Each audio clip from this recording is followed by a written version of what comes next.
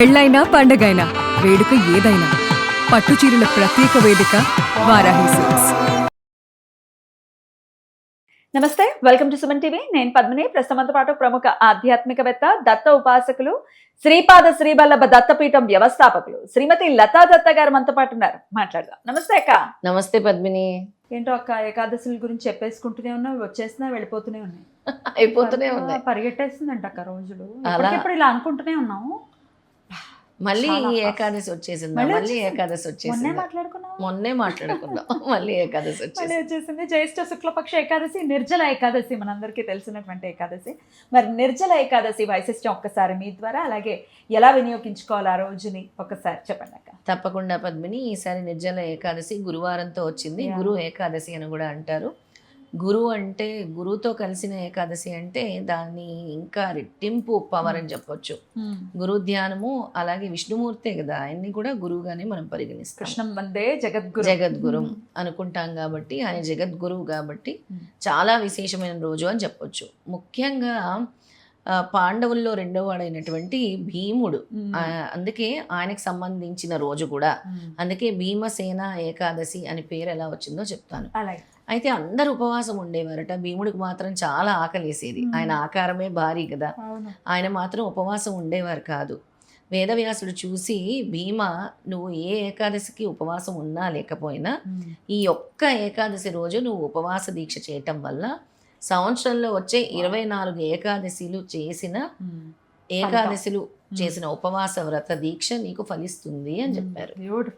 అందుకే అంత అద్భుతమైనటువంటి రోజు, అంతటి పవర్ జ్యేష్ఠ మాసంలో వచ్చేటటువంటి ఈ నిర్జల ఏకాదశికి అంతటి శక్తి అని ఉందన్నమాట. అందుకే అంటారు, మీరు 24 ఏకాదశిని ఉపవాసం ఆచరించకపోయినా ఈ ఒక్క ఏకాదశి రోజు ఉపవాసం ఆచరించడం వల్ల ఆ 24 ఏకాదశిలు మీరు ఉపవాసం ఉన్న ఫలితము భగవంతుడు మీకు ఇస్తున్నాడు. అద్భుతం.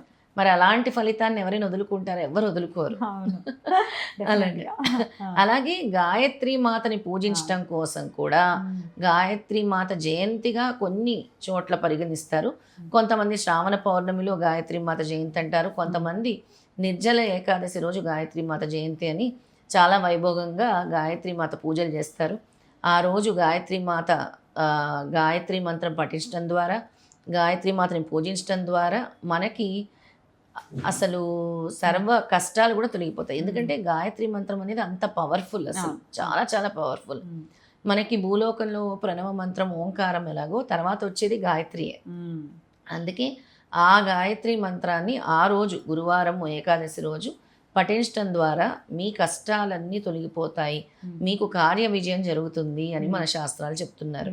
అలాగే ఆ రోజు త్రిమూర్తుల్ని పూజించి దత్త గాయత్రి మంత్రం చదువుకున్నా కూడా విశేషమైన ఫలితం కలుగుతుంది. భీమసేనుని తలుచుకున్నా కూడా విశేషమైన ఫలితం కలుగుతుంది అని మన శాస్త్రాలు చెప్తున్నాయి. మరి ఆ దత్త మంత్రం ఒకసారి చెప్తా? తప్పకుండా. దత్త గాయత్రి మంత్రం చెప్తాను. ఓం దిగంబరాయ విద్మహే అత్రిపుత్రాయ ధీమహి తన్నో దత్త ప్రచోదయాత్. చాలా సులభమైనటువంటి మంత్రం.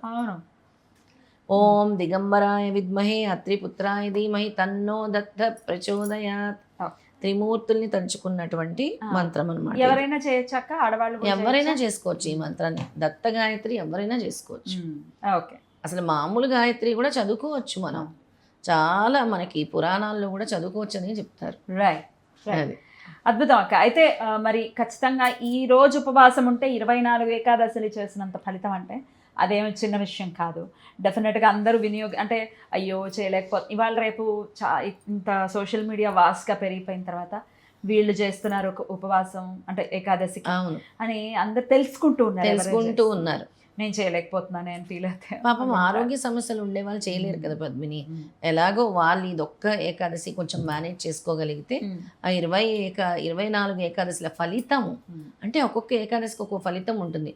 అంతటి ఫలితాన్ని ఇక్కడే మనకి స్వామి ఇచ్చేస్తున్నారు. ఎన్ని ప్రత్యామ్నాయాలు ఉన్నాయో చాలా చాలా ప్రత్యామ్నాయాలు ఉన్నాయి. అయితే మన పేరులో ఉన్నట్టుగానే నిర్జల ఏకాదశి అవును అంటే నీళ్లు తీసుకోకుండా ఉండాలా? నిర్జల ఏకాదశి అంటే చాలా మంది జలం తీసుకోరు, అంటే జలం కూడా స్వీకరించకుండా కఠినమైన ఉపవాసం చేస్తారు.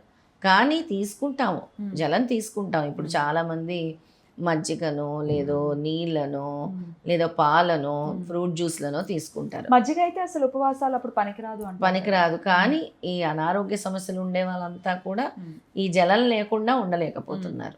కాబట్టి నిర్జల ఏకాదశి అంటే జలం కూడా స్వీకరించకుండా చేసే ఉపవాసము అని దాని యొక్క అర్థం అన్నమాట. సో ఖచ్చితంగా ఒకవేళ మీకు ఓపిక ఉంది నిర్జల ఏకాదశిగా చేయొచ్చు. ఇలా లేనప్పుడు ఏం చేయాలి? సూర్యాస్తమయం వరకు ఉంటే సరిపోతుంది.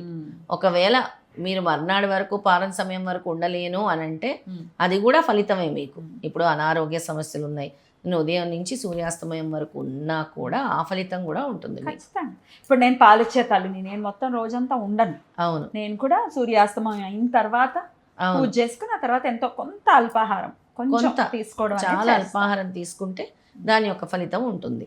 మర్నాడు ఉదయం పారణ సమయం ఎన్నింటి వరకు? 8:22 వరకు. ఈ లోపు తినేయాలి, ఈ లోపలే తినేసేయాలి. రైట్. అద్భుతం అక్క, చాలా చక్కగా వివరించారు. ఖచ్చితంగా వచ్చేటటువంటి చాలా మహిమాన్వితమైన రోజు ఏకాదశి, అందరూ వినియోగించుకోవాలని మనవి చేస్తూ అద్భుతంగా వివరించినందుకు కృతజ్ఞతలక్క.